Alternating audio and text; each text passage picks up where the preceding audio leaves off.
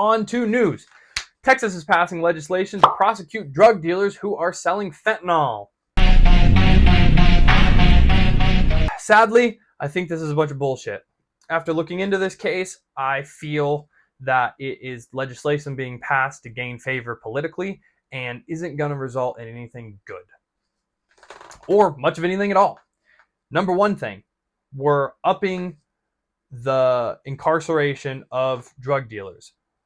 Well, at least their term. The term of incarceration for these drug dealers. Well, here's the thing about drug dealers. They're not dealing drugs because they want to. They're dealing drugs because they have to, or because it was the only opportunity they had, or God knows what reason.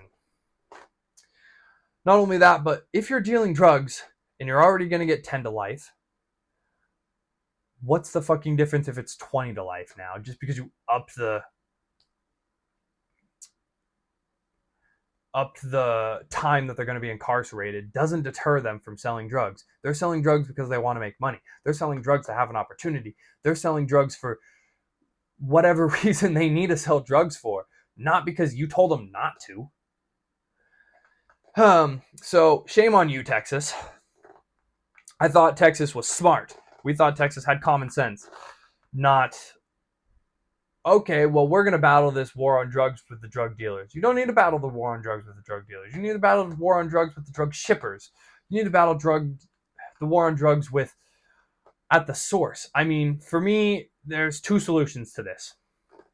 Number one, you legalize drugs.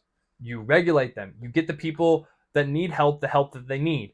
You make sure that we're not getting fentanyl. Make sure that we're not getting it laced. Make sure that the people who are and do take fentanyl and need to take fentanyl get the help that they need, or the doses that they need, or whatever it is. If you're really worried about this as a crisis, don't attack it at the drug dealer. Attack it at the consumer, or attack it at the producer.